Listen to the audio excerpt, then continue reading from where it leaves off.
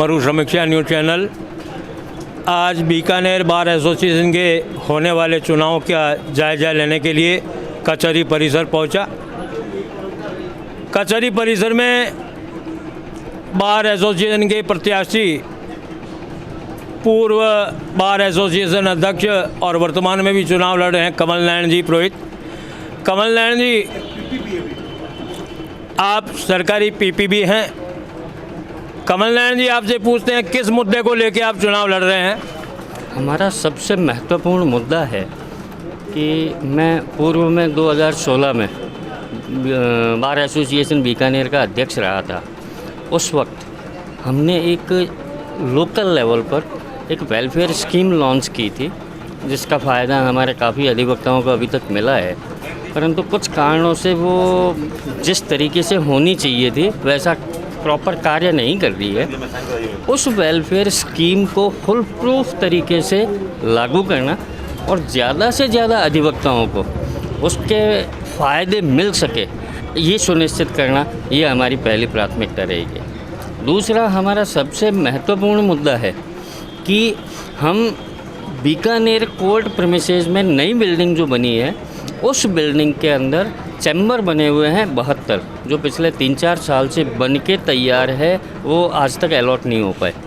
ये देख के क्योंकि ये कहाँ पे अड़चन आ रही है और उस अड़चन को दूर करें और उस अड़चन को दूर करके उनके जो फ़ायदा उठाने वाले हमारे साथी लोग हैं उनको प्रॉपर तरीके से उसका फ़ायदा मिल सके और हम अधिवक्ताओं को ये जो सुविधा इतनी बड़ी प्राप्त है उसका उपयोग कर सकें। उसके लिए जितना होगा, जो समस्या होगी उसका समाधान करना और जल्दी से जल्दी चैम्बर अलॉट करना। साथ ही मैं जब 2016 में अध्यक्ष था, उस वक्त हमने 72 चैम्बर सैंक्शन हो चुके थे, निर्माणाधीन थे। उसी के ऊपर 2 मंजिल और 72 चैम्बर बनने के लिए हमारे उस वक्त जिला एवं सत्र न्यायाधीश थे चतुर्वेदी जी, उनसे हमने रिकमेंड करवाया हुआ है।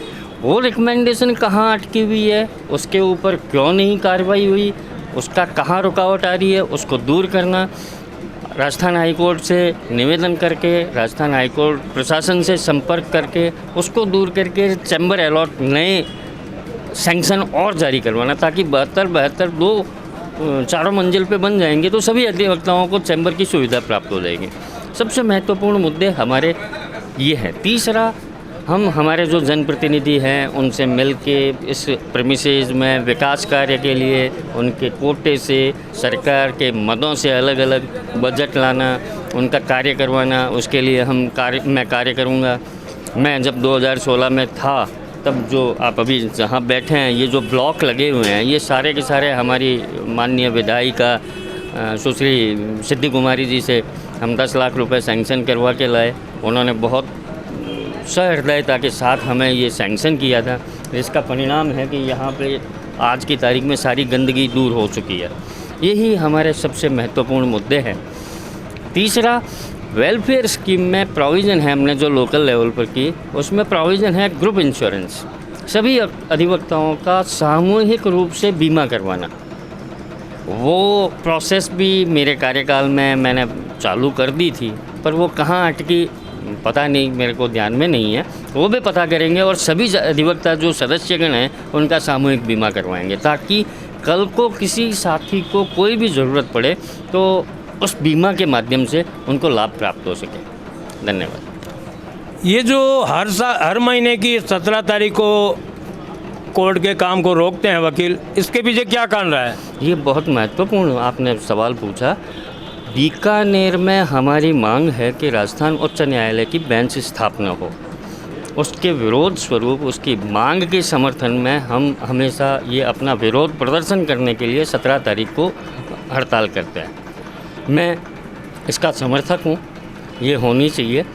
साथ ही राजस्थान में तीसरी बेंच खुले, उसके लिए जो प्रक्रिया है उसको अपनाया जाकर उस प्रक्रिया को चालू करने का काम करूँगा। जैसे कि कोई भी स्टेट में नई बेंच खोलनी है, उस स्टेट की विधानसभा, वहाँ के राज्यपाल, वहाँ की उच्च न्यायालय की, इन तीनों की रिकमेंडेशन, लोकसभा में लॉ मिनिस्टर, केंद्र सरकार से प्रस्ताव पारित, लोकसभा में, राज्यसभा में, संविधान में इस बाबत संशोधन हो, फिर राष्ट्रपति से अनुमति मिले महामहिम से, फिर बेंच खोल सकती है।